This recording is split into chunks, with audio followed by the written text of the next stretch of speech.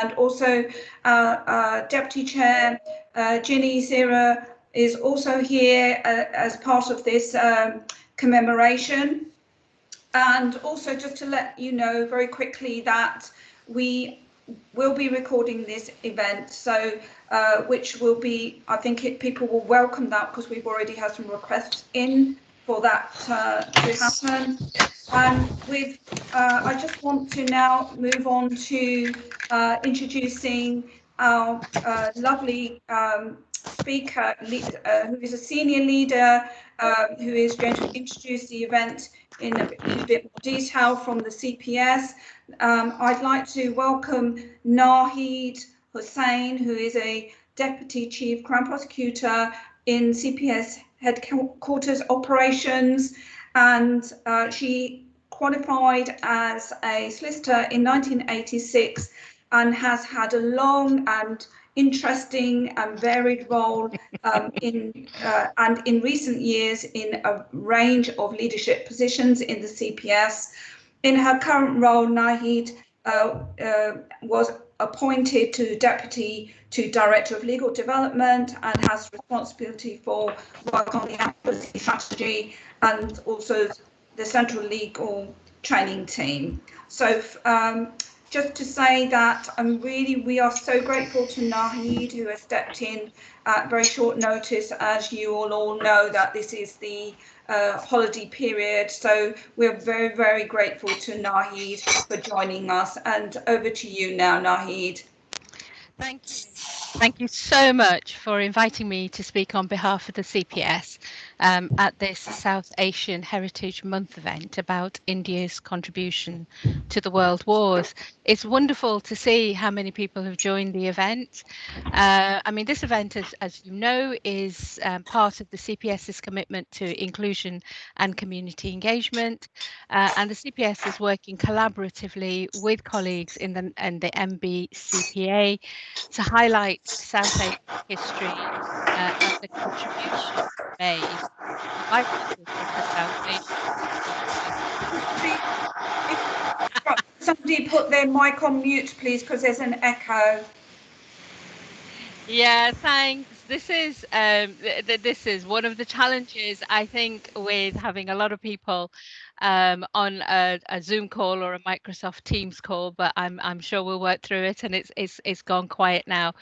As I was saying, the work that the MBPCA does and has been doing for many years is vital, but the work that you guys have been doing in this current month, in the South Asian Heritage Month, I think is wonderful as well. I'm particularly interested in this talk today. I think it's vital, as we were saying just before the call formally started, that we learn about and remember the important contribution that people from the South Asian subcontinent, our elders, made to the Allied forces' victory in both world wars, so that people like you and me and our children could enjoy the freedoms that we have today. On a personal level, I'm sure, like many people on the call, you know, I had family members involved. My father-in-law, 2 of his brothers, and many young men from his small village in the Punjab were in the British Army during the Second World War.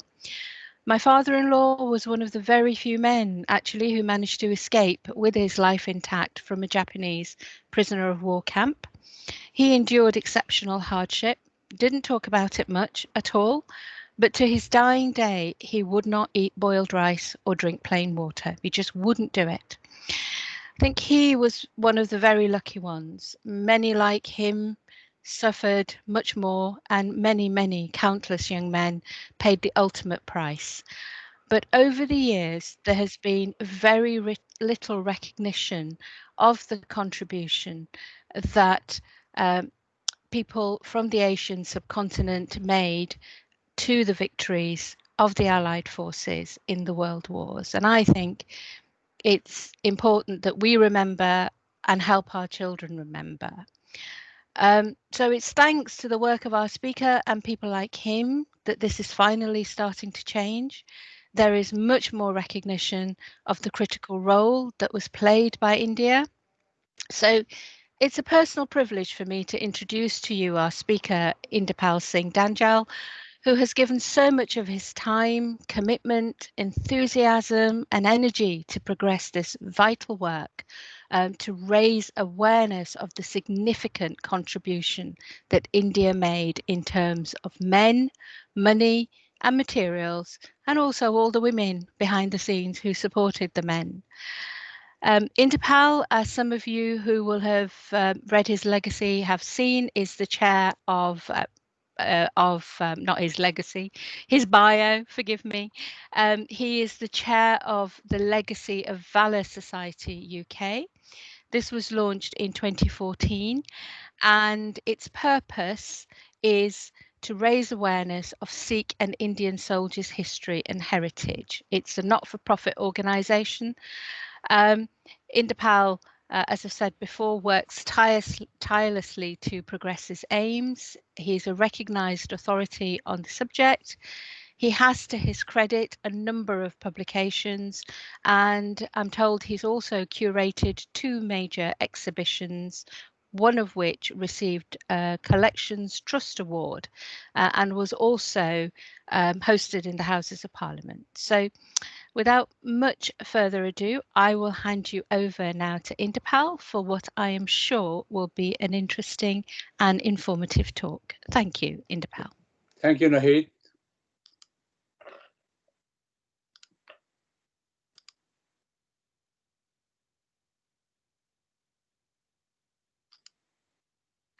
All right. Can everyone see the slides? Yes, thank you. Yeah. All right. Okay. As Nahid said, that it is a very important aspect of our modern history, which we are little aware of. So hopefully today is perhaps I may able to sort of share some of the part of our research we have done over the years, and you may find it fascinating. My focus mainly is on World War I, which was 1400 years ago, and also I will try to cover World War II briefly for that. Right now, we all know that world wars were watershed events in the modern history. Especially, events of World War I changed the social and the political map of the world forever. The world we live in today was pretty much shaped 100 years ago by those events. Very few people in the West, and even fewer people in South Asia continent, are aware of India's massive contribution in terms of manpower, material, and money for the war effort. And very little is written as how India was affected economically, politically, socially by those events. There is a very little contemporary research done in this area.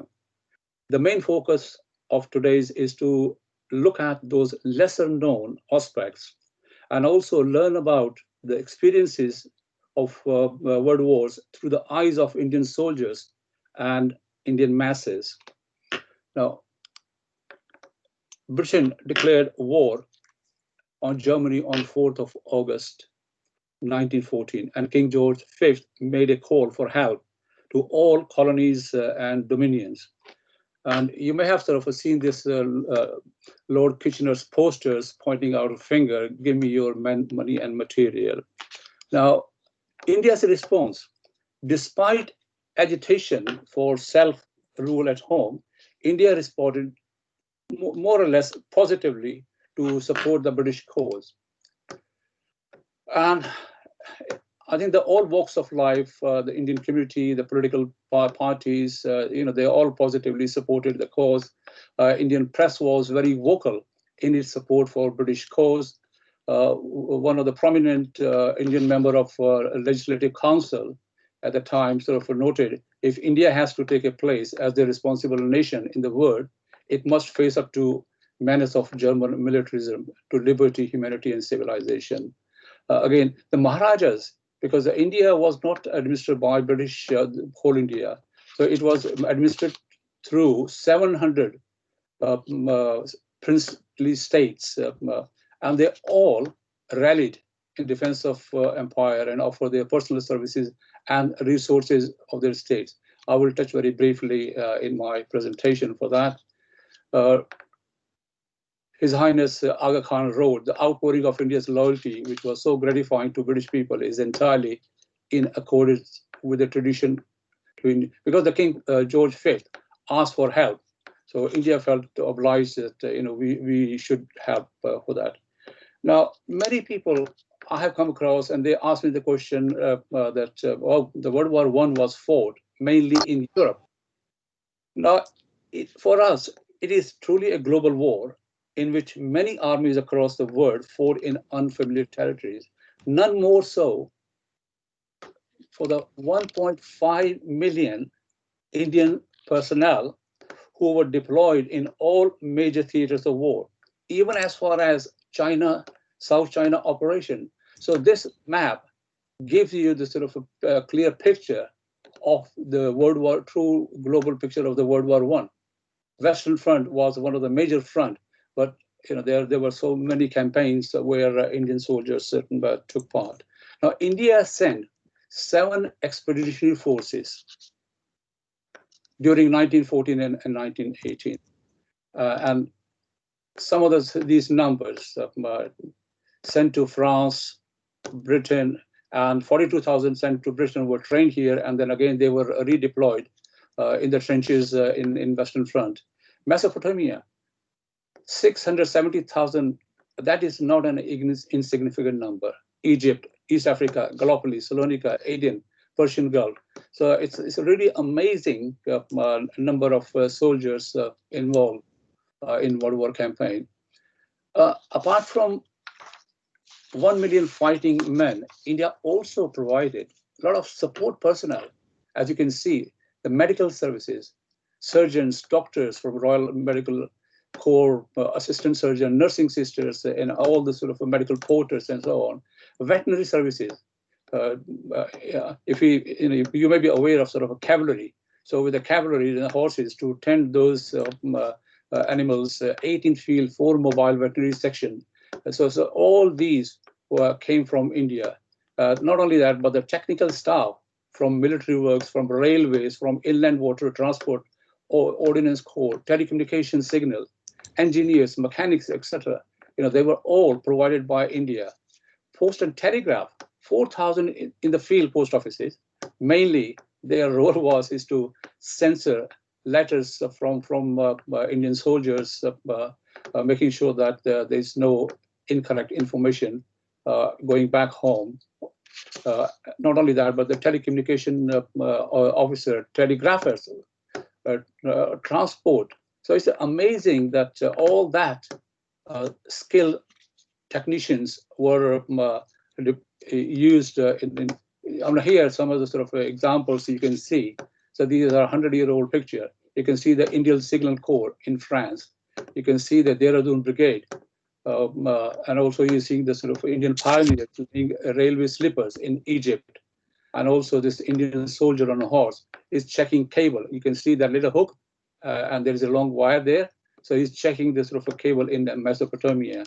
Again, this picture on the left, which is the Indian Supply and Transport Corps in Gallipoll. And this picture, we got it from Australian War Museum. It's a very iconic picture. This is a very infamous ravine. On one side, there was this Turkish soldier, on the other side with the Allied forces.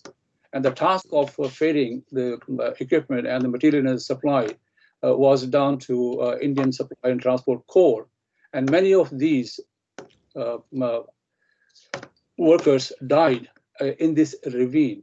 You can see that where in Baghdad, the forces are moving in France. So the support personnel to execute the war was very important and very critical. Now, we talk about manpower, but this slide gives you sort of insight of the material supplied by India. I won't go through in detail with every bullet point, but just to highlight a few. For example, ordnance ammunition. In the first 6 months of World War I, India supplied 17 million rounds of ammunition, 60,000 rifles, machine gun, and 500 heavy. That's only the first 6 months. Then again, for 2.2 million pairs of army boot were made in India and supplied to army's jute. When we talk about World War I, the picture a lot of people see is the trenches, and the trenches again what they see is sandbags, and where those bags came from, they were made of jute, and 90% of the jute was supplied by India. And here there's a sort of a connection between at that time 100 years ago, the jute traders mainly were Scottish. So if you go to Aberdeen and some other places in Scotland, you still find the old factories where the jute was converted into the bags, which again, was used as a sandbags on the trenches. It's an amazing sort of a history connection. I don't think many people are aware of that. Again, virtually India supplied all the cotton needs, uniforms, garments, and so on. Tents, new factories were established in India to produce tent canvas. 5 million yard of canvas was produced, and so on. Timber, so you see the railway sleepers. Again, India supplied mainly Iraq, Salonika, and other places. Iron and steel. Now, one thing to note here, the high-grade iron ore, you may have sort of seen a picture where women were working in the ammunition factory and producing those shells. And those shells were made of high-grade iron ore, which came from central India mines. It's again, it's very sometimes difficult to kind of sort of connect the dots and understanding how the war was executed. On the transport side, again, locomotives, so many vehicles, motor lorries supplied, medical supplies and equipment, millions and millions of cubic centimeters of vaccine was supplied by India. There were 2 research centers in Kasauli and Bombay, which were leading the supply of these. Not only that, but the field X-ray equipment and hospital accommodation and so on. On top of that, 6 hospital ships were equipped in Bombay docks. Electrical plants, building infrastructure, raw material, even food stuff, which people are very, very surprised to learn about that, because Britain actually imported food, millions and tons of wheat and rice and flour and sugar and oil and whatnot, to supplement the home production so that the population in Britain do not go hungry, because that would lower the morale of the British population. So that was the whole idea. But as a result, there was a food shortage in India, and there were food riots in India at the time. This is what Lloyd George, then Prime Minister, said, that in the Parliament, the people of Great Britain have not suffered greatly due to assistance rendered by Indian shipment of foodstuff. How many people are aware of India was supplying this food, animal, livestock, water transport? Now, not many people are aware, when we talk about the army came and so on, but the Indian Navy played a very crucial role in actually maintaining the flow of shipping of material and manpower from east to west. Not only that, but they were also responsible for re-equipping or refitting British Navy vessels over there, and also manufacturing or producing the transport ships and repairing and so on. And not only that, but the marine sweeping of the mines and patrolling responsibility was undertaken by Indian Navy at that 100 years ago. So again, it's a fascinating data. This data was not available before 214. So because of the centenary of World War I, so this information was released, made public. And there's still research going on in terms of details behind that, looking at sort of a ship's manifesto and all that detail. So it's another fascinating area to learn, but it's just to giving you the kind of a flavor of the supplies came from India, which enabled to execute the war successfully. Now, obviously, India, if you look at that, during 1914 to 1918, 3.87 million tons supplies were shipped. Now, nearly 229 additional ships were chartered. Nearly 6,000 journeys were made from Bombay, and nearly 5,000 from Karachi port, and 483 from Calcutta. Now, the Calcutta mainly, the jute was supplied from Calcutta port, because the jute predominantly was produced near Bengal area. It's a really mind-boggling numbers. One can. Now, how the war was financed. Now, this is another sort of example where we know about the soldiers and so on. Now, this poster on your left, which is Empire Needs Men, this poster was printed here in London, and it was sent to Canada, to Australia, to New Zealand, to South Africa, and to India. The whole idea is to sort of mobilize, and especially in India, the British government made a special effort to employ poets, writers and column writers to encourage public to join the army.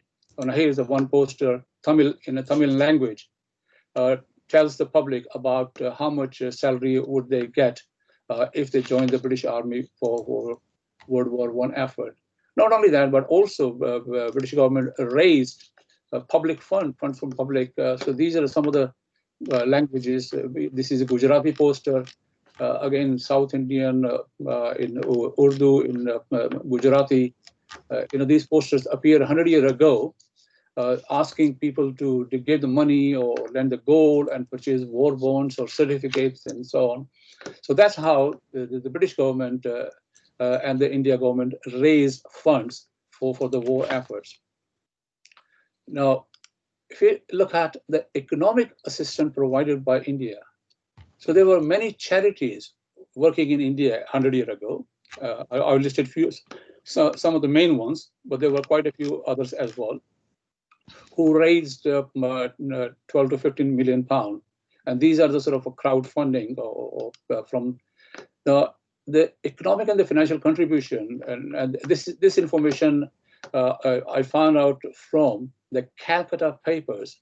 There was a report produced in 1920 for the Parliament, which actually sort of explains that how much contribution, the financial contribution, India made at that time. So this data is actually sourced from that paper. So 100 million cash, which is India's free contribution to the war effort. And then 146 million cost of additional expenditure.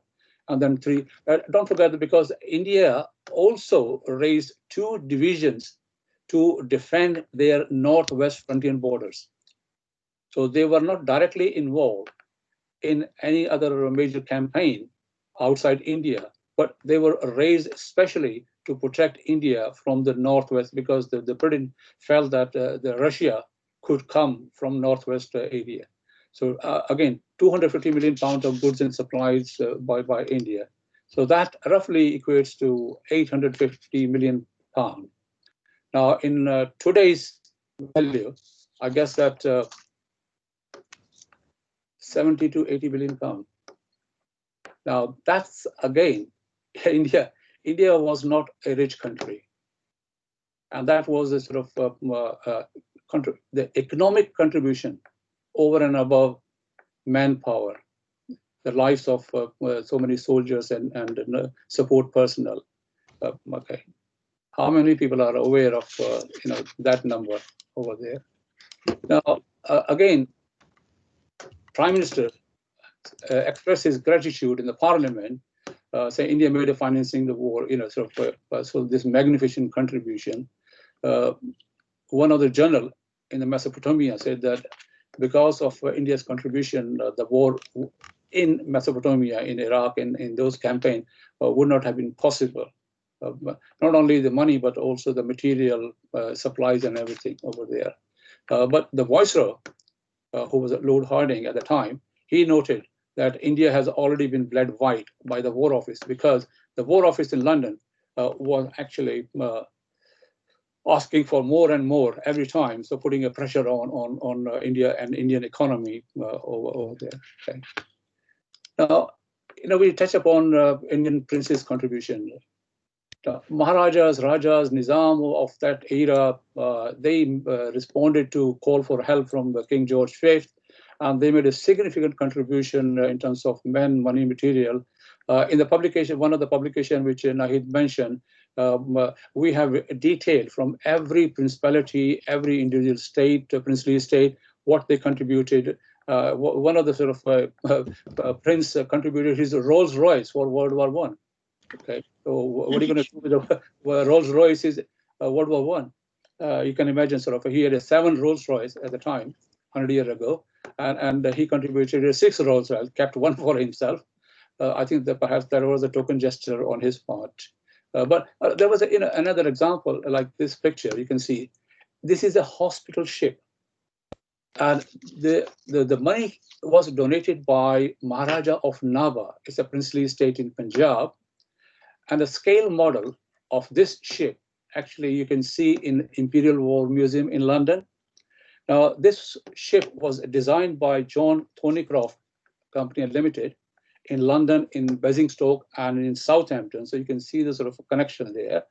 And it served from October 1917 to 1909 near Baghdad. It traveled over 12,000 miles, and it carried over 27,000 wounded and sick soldiers. Now, when the war was over, this ship came back and it was re-auctioned, and Maharaja of Naba purchased that ship again, and the proceeds from that auction actually was donated to the Queen's Charity, with which the Royal Star, I mean, you may have seen this red brick building in Richmond, Royal Star and Garter Home, which is used for British wounded soldier or disabled soldier from World Wars at the time. So you can see the sort of the connection of the money donated by Indian prince twice, was to build the ship, and then re-auction, and the proceeds went to build that building. It's a fascinating story, and if you happen to go to Indian Imperial War Museum, please go have it. There is a scale model for that there. Now, Western Front virtually gets more coverage than any other front. So I think perhaps it's worth looking at there. Yeah, that's what the Times reported. So this is the iconic picture of Indian soldiers when they arrived in September 1914. Here's a French lady presenting flowers to marching Indian soldiers there. That's what the commanding officer wrote, James Wilcox. Asia has dropped into Europe. That's what, again, so there was a lot of tremendous excitement of Indian soldiers arriving in France, in Marseille, and they received a rousing reception because the French people, if you go to France, and you still meet a lot of people who still remember that, the Indian soldiers came thousands of miles away to defend their country. So they are still thankful for that contribution and their sort of sacrifices for that. Now, it is not that Indian soldiers were deployed outside India before World War I. Indian Army had took part in various campaigns outside India. Like Chinese War in 1816 and 1900s, Abyssinia War, Malta Expedition, Afghan Wars, Egyptian Wars, even Boer Wars, even though they were not deployed in this sort of battlefield. But they took part. But it was first time when the large number of Indian soldiers were deployed in Europe. So that made it really fascinating for that. Now, other thing which, this point worth noting is that the speed. Now, this is something which today's army, even the modern army with their modern technology, takes a long time to mobilize. But in 100 years ago, Indian Army was the only trained army available at the time to Britain. And if you think of the sort of a timeline, the 4th of August, the war was declared. 6th of August, the War Council sat in London. They made a request to India to supply manpower and material. And the first contingent embarked from Bombay on 24th of August. And on 26th of September, they arrived in Marseille. And by end of October, they were deployed in trenches. Never in the military history of anywhere in the world such a speedy mobilization took place, which is really fascinating. Now, when the Indian Army, and this is also perhaps the history book very conveniently forget to mention the timing, because when the Indian Army arrived in France, the British forces were stretched because the Belgian forces were decimated, the French were struggling, and the British forces were under in tremendous pressure because the Kitchener's British Army was being recruited. It was not available immediately, so it was being recruited and trained. So the Indian soldiers bridged the breaches, but as a result of that, so they stepped into the breaches and stopped German advance, because the German plan is to march up to Calais and then march up to Britain. But the Indian soldiers sort of stopped those breaches and stopped Germans advancing to Calais. But as a result, they paid a heavy price and faced the horrors of early trench wars. Because when the war started, it was not a sort of a structure, trenches and so on. It was mainly sort of like a ditches. And here's what you call mud, mayhem, carnage.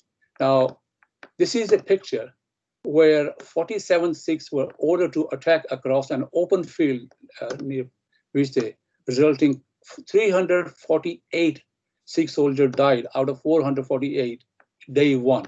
Now you can see from the picture, this is a 100-year-old picture, so a little bit grainy picture, but you can see the tree line where the fighting is coming from, and there's no vegetation to camouflage or hide these soldiers. So they were ordered and marched to take those enemy lines, but 348 gave up their right on day one. Now, this was the photo taken in 214.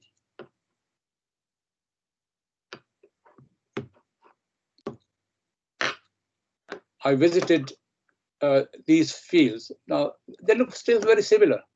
So this photo was taken on 2015. So you can see the kind of history.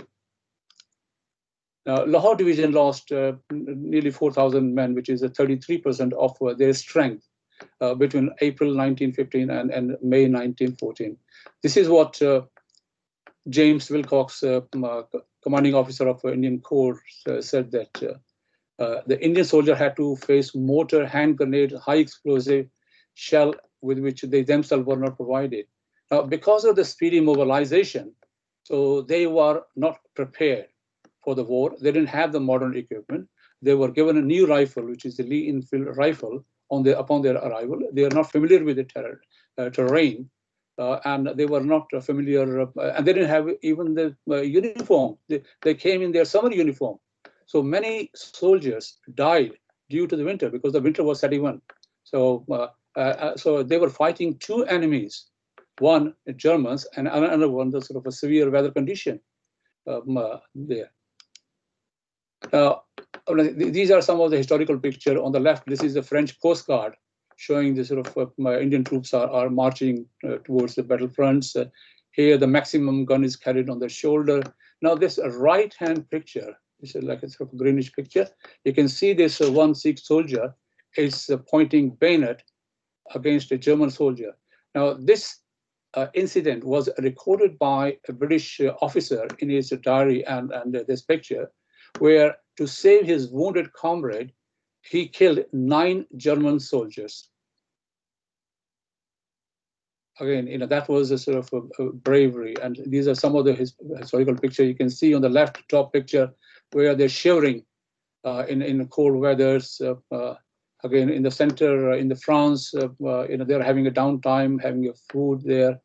These are the cycle dispatch riders. That's again Indian soldiers in the villages and so on. Some of the sort of cavalry here, the British and the Indian soldiers are sort of having a rest in Bonn there. So it's fascinating, these pictures, which now one actually wonders that the Indian soldiers, our Indian army was not a homogeneous army, because they came from different faiths, speaking different languages, like Punjabi, like Urdu, and Hindi, and so on. So how they actually moved around in France. So here's the sort of picture in this inset, is a sort of a scout from Hudson Horses, perhaps reading one of these maps. Now, these special maps were created, the trench map, the area map, and they were noted again in Hindi, Punjabi. You can see some of the sort of wording here.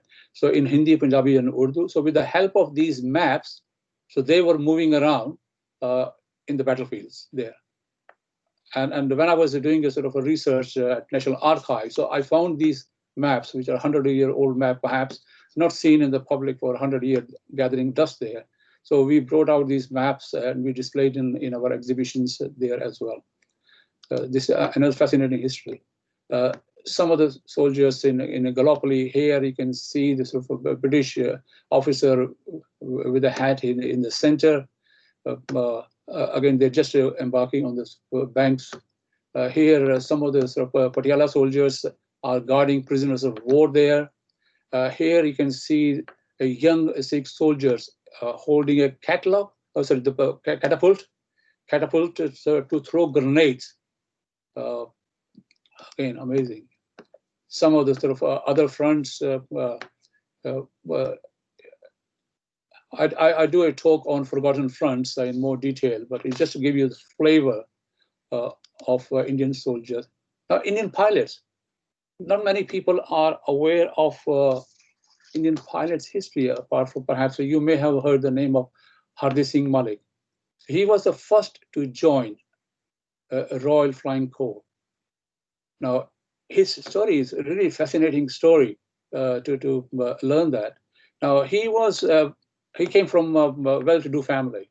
He was studying in Oxford. He studied in St. Paul's School in London, and then he was studying in Oxford College. He was a very good sportsman, played golf, played cricket. In fact, he played for Sussex there as well. And when he applied to join RFC, he was told that they do not take non-white people in RFC as a pilot. So he was quite disappointed. So he went to France and he joined French Red Cross. He served there in the French Red Cross. Then again, one of his professor, he wrote to one of the colleague in the RFC to start saying, this young lad wants to serve in RFC. So, and then RFC invited him back to join. So you can again tell that it was a desperation of RFC, because the shelf life of a pilot used to be no more than 7-8 days, because the more pilots were dying. These were the early days of RFC. But Hardeep Singh Malik survived, and he went on to serve India in various capacity. He became a civil servant, and then he became a prime minister of Patiala state. And then after independence, he became a high commissioner in Canada, and also high ambassador in French. And here you can see the France awarded him Legionnaire d'Honneur there. It's a really fascinating story of Hardeep Singh Malik, if you get a chance to read about that. And he was instrumental in actually forcing Canada to move away from white-only policy. And he pressurized that if you want to deal with India or do with the business with India, you have to give up that policy, white-only policy. Till then, the Asians were not given the citizenship. So Hardeep Singh Malik, as a diplomat, was essential or rather crucial. And again, he played golf with Eisenhower, American president, and so on. So he served his country well. Other pilots, Indian pilots, Inderpal Roy, he was a flying ace, and he was awarded a Distinguished Flying Cross. And he down, I think, 9 planes, and then he died in action, and there were a couple of other soldiers.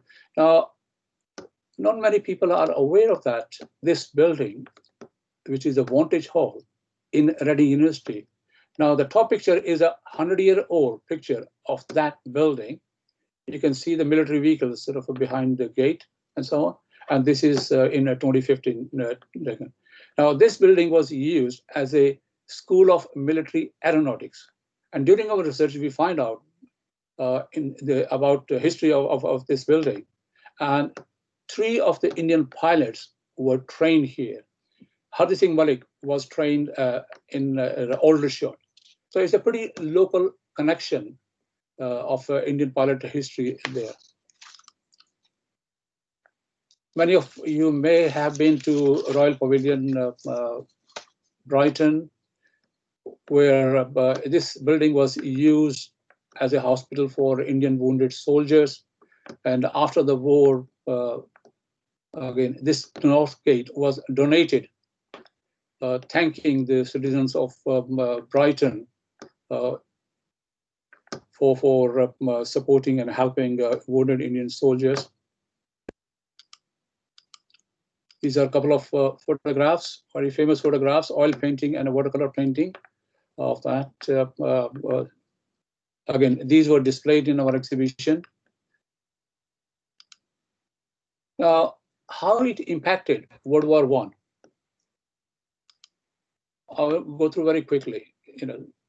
Due to the World War I, India lost nearly sort of 27% their export because of the war.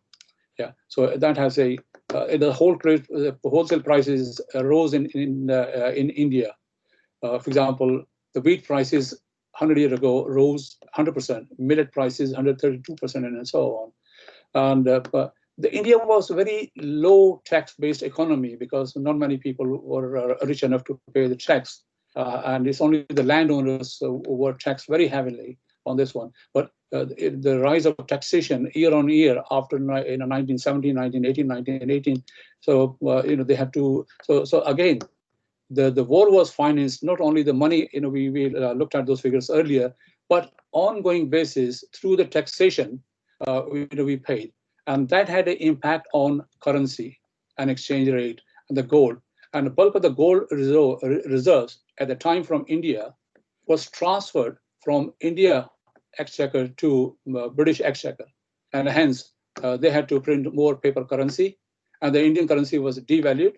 And the debt on India was nearly 3 times of Indian GDP at the time, which made India a nearly bankrupt country at that time. So. And plus, after the just interrupt? You've just got a few more minutes. Okay, if you could wrap up in a few minutes. Thank you. I'll go through quickly, yeah. Okay, so the social and political impact, as I mentioned earlier, food shortages, failure of monsoon, this epidemic of Spanish flu, then again that resulted in strikes and unrest. Then economical war also created a sense of pride and political awareness in the masses. And then the Rowlatt Act, and we are all aware of Jallianwala Bagh and so on. So that was the turning point for India-British relationship, which accelerated the freedom struggle.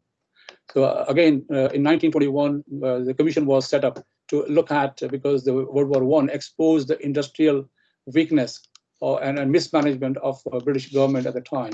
But the soldiers were thrown into the Western Front indiscriminately, and they suffered heavily for that reason.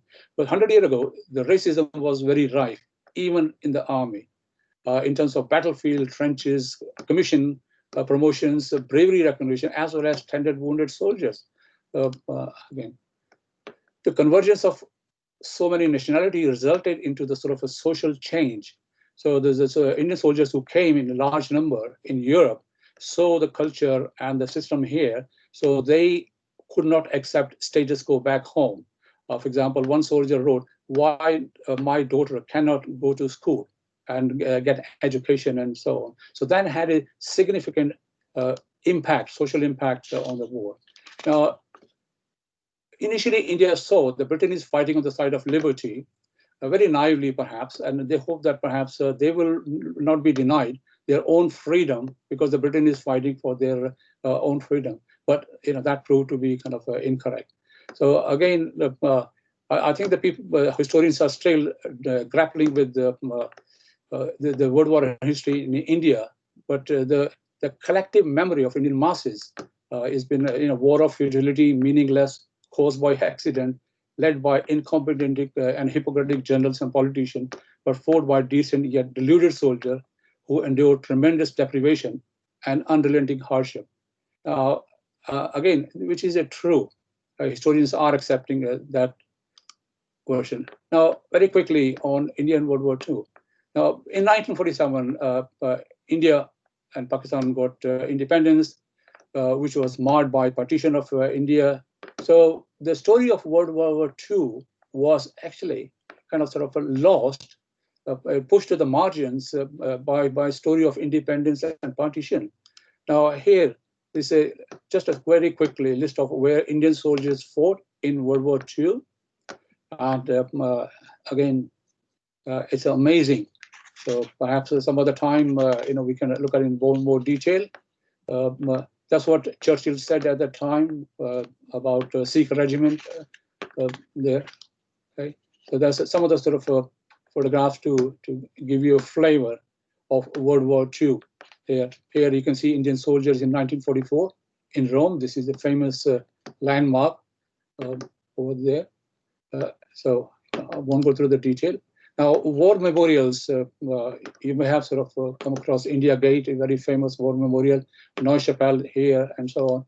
War memorial in the UK, Chhatri Memorial, which was unveiled in 1921. Here's the service is conducted in June, and so on. Again, World War II Memorial, it's in India and outside India. You'll have that information, hopefully, through slides. I won't go through in detail with that. Now, these two are pretty useful slides to look at. I've listed some of the high casualty where the largest memorial in the burials of Indian soldiers in World War I and World War II. So you can look at World War I, 403 cemeteries in 35 countries. And World War II, 288 war cemeteries in 50 countries. So in World War I, 1.5 million Indian personnel, military personnel were involved. And in World War II, 2.5 million. So you look at the massive contribution of India made. Now, if you look at comparing to the other dominions on both World War I and World War II, so the undivided India's contribution was massive there. Again, you see this picture is from Kohima, Imphal, War Memorial. When you go home, tell them of us and say. Now, whenever you attend military services, you hear these words. In concluding, it's very doubtful that Britain, which was a rich country, would have won First World War without the help of men and material rendered by India and other Commonwealth forces. Very few people in the West, even fewer in India, know about India's contribution. India's contribution was far excess contribution made by all other British dominions put together. And I think it's incumbent on us is to we raise awareness collectively to tell this sort of a true story, true history, which is kind of put on the margins or footnote of the history, and it's encapsulated in two words: Commonwealth forces. That's about it. Yeah. So they have made massive sacrifices, and we need to recognize that. Right. Okay. Any questions? That is just absolutely fascinating.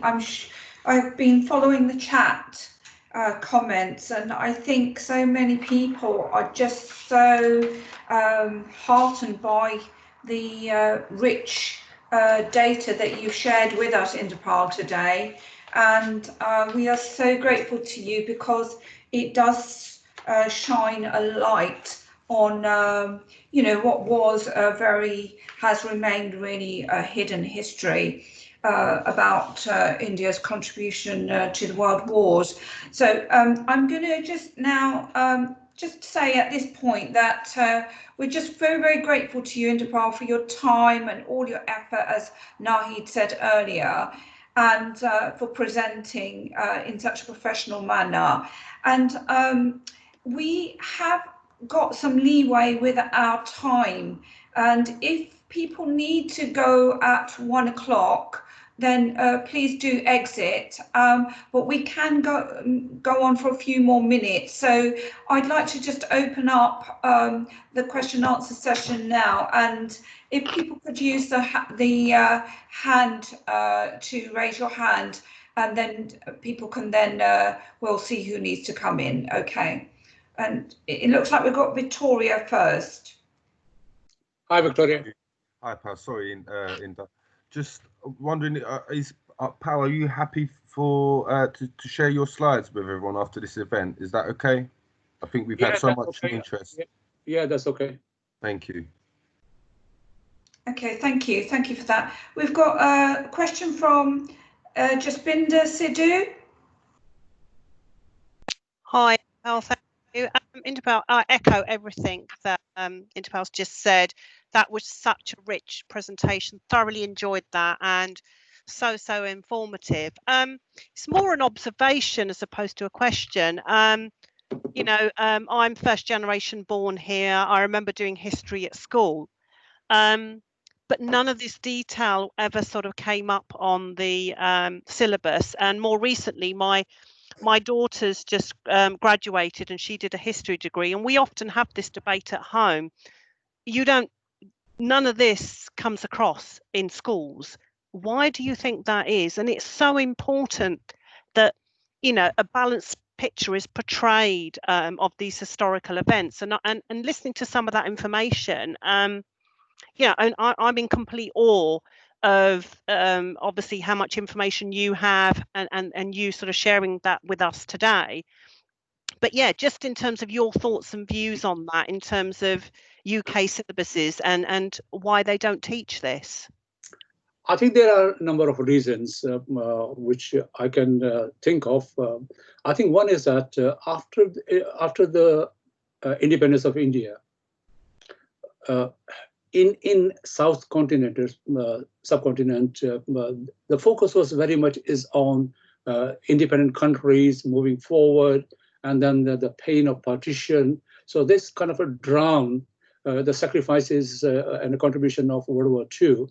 And so that was one reason. And second reason is that here in Britain, from their colonial past, perhaps they did not want to highlight the sort of selfishness and a mismanagement on their part to learn about how they exploited the strategic resources in terms of manpower. So it was very conveniently kind of sort of fell into this black hole of not ignorance, but deliberate sort of ploy to not to teach the history objectively, not to tell the future generations what went on. And for example, like the military incompetence in the siege of Kut, where 10,000 Indian soldiers died, and 3,000 out of that with the hunger again. So there were a number of factors, number of reasons, because politically it was not really convenient for both governments, or rather all governments, to kind of focus on, and hence that is and plus also the historians. So the historians focused on other events, so it was kind of sort of left behind. So it fell into that sort of hole. Thank you. Yeah, and just one very quick small point. I mean, just for those of you that are on the call today, I don't know how many people have actually seen the film that Sam Mendes produced, 1917, a very small acknowledgement to the Indian Army, in particular, kind of the Sikh contribution to the war. And obviously there were a number of negative comments that were made on the back of that film. So I completely concur with all of the comments that you've just made, but it would be lovely to have a balanced presentation of these historical events, so that, you know, everyone's aware of what contribution other countries and other cultures made. But thank you. Yeah, just Thank quickly. you. Thank you for that. Jazz. Yeah. Can I think there was somebody else had their hand up as well. I think yes, I saw the surname Grewal and also Helen Brooks. Is that right? It's Jazz Grewal, yeah. Okay. Hello, Jazz. Do you want to put your question? Yeah, I just want to ask, Inderpal, how are we going to address that? You said about our schools not being taught, our kids are not being taught this history. How do we address that? How do we get our history into the curriculum? What do we have to do that? I think it's incumbent on all of us to sort of create a pressure on school system and on our local politicians that our true history should be taught objectively. I'll just give you one example that I do these presentations to history societies, university, and so on. And during one presentation in a church history society, one 90-year-old lady came after the presentation and she said that, "I'm ashamed to be British." And I said to her, I said, "Look, my purpose is to raise awareness and present the facts objectively. Then you can make up your mind, not to put you or anybody to the sort of a shame." So we need to create this collective pressure, and we need to undertake, or make an effort ourselves to raise awareness. So hopefully, when you get a copy of the slides, you will have a lot of data. But if you need more data, so there's a the book which goes into more detail there on World War I. So we need to raise that not only with the school systems, but also in our faith communities, in the public domain, and so on. Not only that, we need to sort of look at our media, how the media is portraying that. Just mentioned about 1917 and the negative press. I was invited by BBC and explaining again about the contribution of an Indian soldier made, and people were phoning to start saying, "Oh, we didn't know that, we didn't know that." So despite our limited effort, I think it's everyone's responsibility to kind of sort of share this burden and make it possible. Thank you for that. Any other points that people want to raise? I can see some colleagues have got to leave, which is quite understandable, because we did kind of factor in until 12 o'clock. But if people do want to stay on, it looks like we've got Mayhem Singh. Would you like to say what your question is or your comment? Yes, it's regarding, it was a very good data, and I also do that kind of study on Indian contribution in wars and things. I think the number of Victoria Crosses, I think it was around 23 Victoria Crosses in World War I and II, which was won by the Sikh regiment and Indian regiments, which is the largest number by any contingent of that size till date.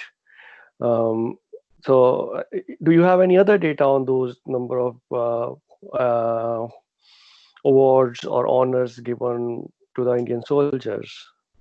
Yeah, we have all that information in terms of 23,000 awards. Okay. In our exhibitions, we had all that information available. Not only that, but also post-independence, Paramveer Chakra, and so on. So yeah, we got all that data. Not only that, but we also have a data on war deaths as well, and the war cemeteries all around the world. Okay, that's great. Thank you. Okay. Thank you so much for that question. Very interesting query. Anything else that anybody wants to say before we start to sum up? Okay, that's fabulous. I think that this has been incredibly insightful, and I can see that this very, very kind of crucial tie between India and Britain is coming through very clearly in the data that you've presented, Inderpal. And I think that this is, it's a rocky ride, I would say, that on the one hand, it's a bit like with, you know, the glorifying of war, and, you know, you had the poets during the First World War like Rupert Brooks and Wilfred Owen, who initially started talking about how glorious the glory of war, not really having been out there in the trenches at that point.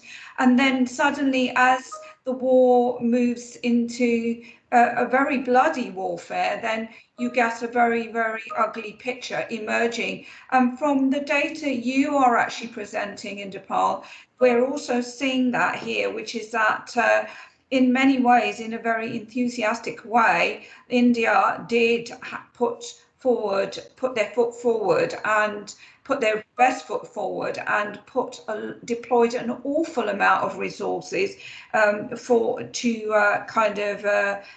join the Allied forces to actually defeat the Germans, but also to, you know, kind of safeguard the world at that time. Now, before I just go on, I think Ginny's got something to say. Yes, thank you. Thank you, Inderpal Singh. Really, really appreciate it. I have, like I said in the chat, and I've been very active on the chat because I'm in awe. I've learned so much. I'm just really grateful. Why I did put my hand up at this time is somebody did ask if they could give Mr. Inderpal Singh a virtual applause before they have to go, Inder. So I just thought we could do that if everybody could come off mute and just give applause for those who want to leave and share.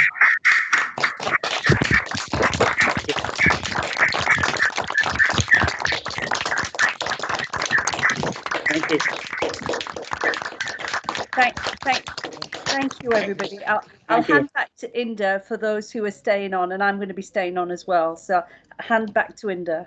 Thank you so much, Ginny. That was just really very appropriate because, you know, we're absolutely in awe, as Ginny has said, of all the richness of that insight. We are so infinitely grateful to you for your time and everything that you've actually highlighted.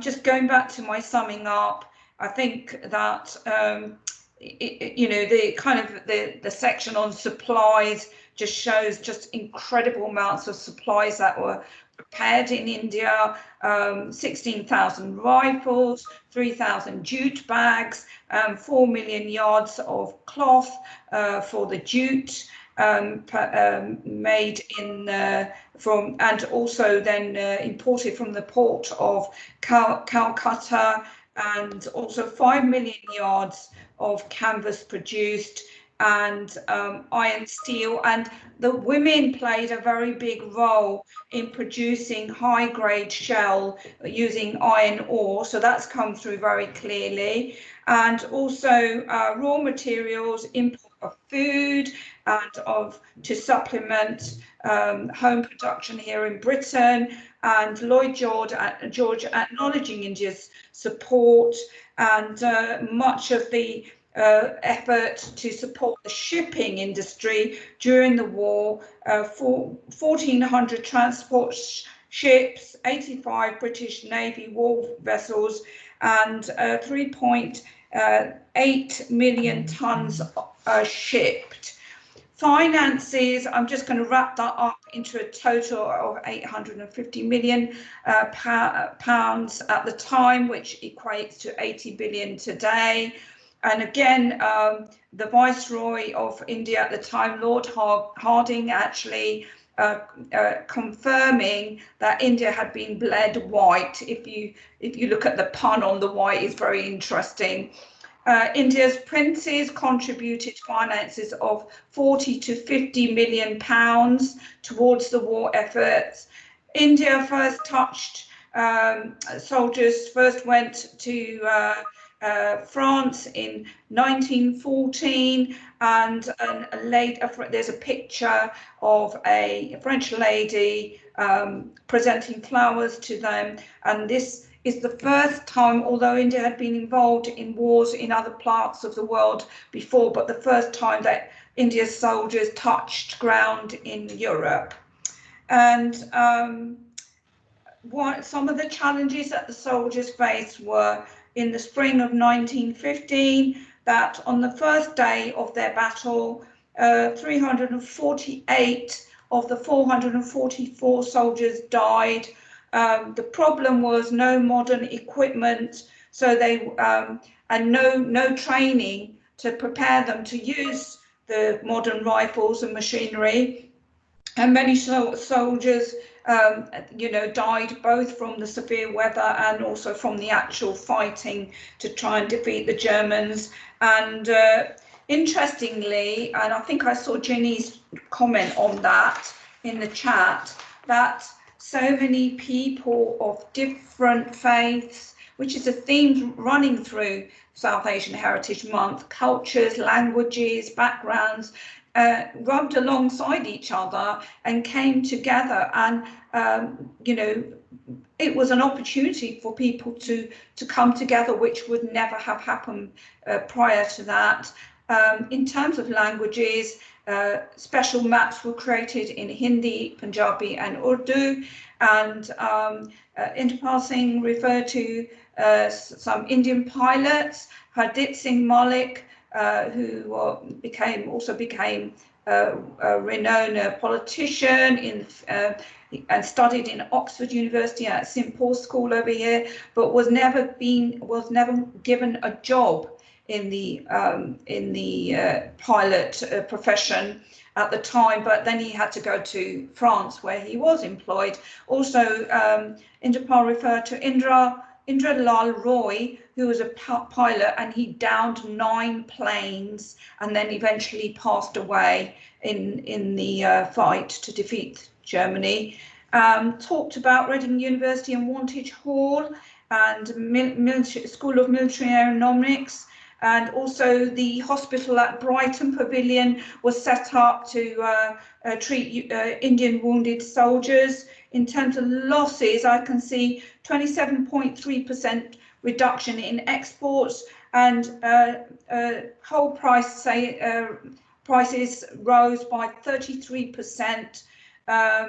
Food shortages, economic distress was the results, and 100 years ago, the racism in the army was rife, and Indians were fighting alongside other nationalities, and they thought that they would actually obtain their freedom, their liberty, but that didn't happen. So there's a misnomer there. And then just a little bit on World War II, and again, soldiers fighting in many places in Europe, and some references to war memorials in UK for World War I and also for World War II, and in India and in other parts of the world, and 403 cemeteries and 208, that's in World War I, and 288 in World War II. So as you can see, just to sum up, and there was a question about honours and awards, and Inderpal Singh said that there were 23,000 of these. So it's a phenomenal amount of resources that India lent to the World War efforts. And at the end, I think it's kind of really captured it, which is that how do we get this history on the map? And that is a very important point, which Inderpal Singh has said, that this is not to shame anybody, but this is very much to kind of present the facts in an objective way, so that we can commemorate, not necessarily celebrate, but definitely commemorate the contributions of Indian soldiers. Thank you. And Ginny, do you want to say a few words? Ginny or Grace? To listen to my own voice in this recording. I do note, however, though, that there's Ravinder Singh, who hasn't had a chance to speak. I'd rather give my time to a guest. Ravinder, do you want to come off? Have you got a quick question you want to ask Inderpal Singh? You've got your hand up. I had asked my question earlier about the Victoria Crosses and the awards. I think it's okay. All right. Thank you. I do share this kind of information when the schools visit our Gurdwara, local Gurdwara in Maidenhead, what the Sikh history is and what was the contribution of Sikhs in the World War One and Two and India as a whole. So I do try to enlighten the school kids whenever they visit. So we have around 10 to 15 visits a year in our local Gurdwara. Yeah. That's fantastic. Thank you so much. Well, I think it's just left to me to thank everybody. Does anybody else have any comments or questions very quickly? I mean, I've still got time. It's my lunch hour before my next meeting, but I'm happy to stay on. If not, I want to take this opportunity to thank Mr. Inderpal Singh Dhanjal for today. I've learned so much, and I've seen the outcry on the chat about how come this is not more widely known. I think we all have a responsibility as parents, as brothers, as sisters. I'm one of the first generation born here. It's been a real awakening for me, and I'm really grateful for the reminder. But just to share it with our younger colleagues, friends, relatives. Aftar's got his hands up. Do you want to come off mute? Do you want to say something? Yes, please, if I can. I just want to say that I've lived in the UK since 1962, and the session today has put me to shame in the way that how little I knew about the Sikh history and the Indian Army. I knew the fact about the Sikhs make up just over 2% of the Indian population, and they make up over 15% of the army. And I heard a few tales from my father, who was also in the army. But today's session has been really enlightening. Thank you so much, Aftar, and I echo everybody's sentiments. Thank you for your honesty. I think we all get distracted with life, and I think Mr. Dhanjal has kind of reminded us that we just need to stop, take a breath, and take stock and look back before we move forward a little bit. So I'm really grateful. I'm also going to say thank you to Inderpal Singh. She's been instrumental in organising this event. I just want to clap for Inderpal Singh as well. So please join me for a little clap. I mean, the other EC members have been great, but she's done a lot of things.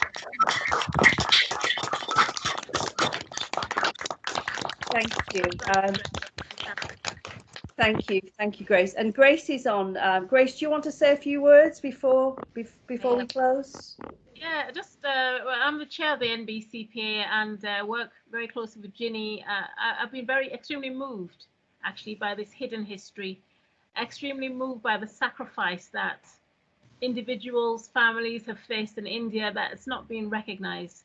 To be honest, I think it's disgraceful that there's a lack of recognition about the contribution that other countries, other peoples have made to the world wars. And I think it's wonderful, such a wonderful opportunity that you've given us to actually hear about it. I'm hoping that we can do what we can to support that this information should be part of the school curriculum. And, I just think it's wonderful. Thank you so much, Mr. Singh. It's an honor to meet you, honor to listen to you. Very grateful. Thank you. I'm going to pass it back to Ginny now. Thank you so much. Thank you, Grace. Thank you for your words. And we've had one final comment from me. A few people have asked for another talk around World War II. Perhaps that's another event we can organise going forward. And for those who are still on the chat, and for those who have attended today, we share that information. That's something we'll take away from this meeting and discuss. And if Mr. Dhanjal is happy to come back in the future and maybe a longer session, we can arrange that. So once again, thank you to everybody. I'm really grateful. We will share the recording. Thank you for your contributions, and everybody have a lovely day. And sat sri akal to Mr. Dhanjal from me. Yes. Thank you. Thank you, everybody. Thank you. Thank you. Yeah.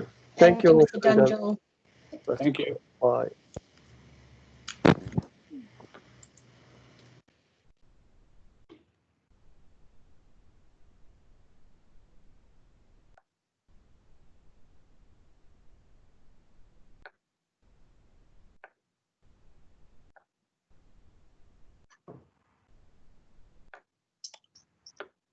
Thanks, Inder. You're very welcome. Well done. You're brilliant. Thank you. How do you feel? Are you okay? It was wonderful, absolutely wonderful, very informative. I feel, you know, it's very moving as well, very, very moving. Because I always think about those individual families, the sacrifice, the pride that they felt when they went to fight for the motherland and treated so despicably, you know, with all that sacrifice and still with a happy heart afterwards as well. So it's just wonderful. Thank you so much for sharing that information. I think today I didn't have enough time, but it's a worthwhile understanding the impact on the families back home of those soldiers and how, especially the pressure on women, because they were the income in earning, and they were the sort of holding the family together in absence of their husband, their brothers who was gone to the war. And I also need to look at literature, the poems of that era, and what kind of pain you know, it was reflect from you know, that our literature. That's worth noting that, as Ginny mentioned, perhaps World War II, that actually sort of require a separate session. Yeah. To do it. I'm happy to come back and do on World War II. Also the Forgotten Fronts, and also the Commonwealth forces from Caribbean, from other countries. I could listen to you all day, so I'm happy with any session. There is a question in the chat from Jazz Gugawal, who's asked any idea how I can get hold of the book too. I think that's the book you were holding up. So is that available online, or can I put something? Where is it available? It's sadly it's all sold out copies. I only got 3-4 copies left. So if anyone is interested, I can certainly send them. It's a £10 plus postage. So I think it's around 13-14 pound of that. So I can certainly, but I don't have many copies left. And, well, I'm going to reserve one. I'm getting there now. I'm going to reserve one. So I will be in touch with you. I don't know if Jazz is still on the call. Jazz, are you still on the call? If not, we will. I'll put the message out there. Do you know exactly how many copies you have? Because I don't want to say there's copies available. There's only I can spare 2 copies. That's all. 2 copies. Okay, well, I've got one, and I'm happy to share it. Okay, well, thank you so much. Yeah, so you've agreed to share the slides, and Vittorio came on. I think Inder had already asked that question, but thank you so much. And we will certainly be in touch. Grace, are you happy for us to pursue another longer session? I think it was certainly well received today. Absolutely. And I think, yeah, a longer session.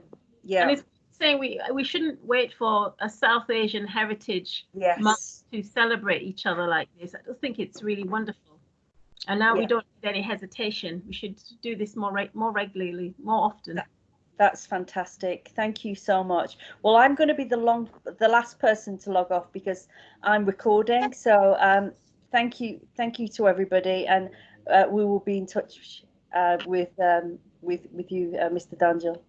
Just one point. I think you asked about the book. There's another book which we produced, and there's a lot of data which I used in the slide is in this book. Okay. Yeah, which is available. Right. And this is a sort of a Sikh martial history. So it focuses through the historical images and paintings of Sikh heritage and images. Some are very rare paintings you may not have come across. So it tells the history from the Guru's period till modern India. Right. Okay. Well, we can perhaps share that information, Inderpal, with the Inderpal core with the attendees today. I think people are hungry and thirsty for more information, and I think it'll be our honour to signpost them to these books and to these resources. So thank you. That you have enough demand, I can get more copies printed, but it has to be at least 25 copies minimum. Right. Is that on the initial book, the legacy book? Yeah, the World War. Okay. Yeah, Legacy of Valour. Okay. All right. Okay, that's great. Thank you so much for that. Thank you. Bye for Enjoy now. the rest of your day, everybody. Okay. Take care. Bye, everyone. Bye. Thank you. Bye, Thank you. everyone. Thank you for all your help.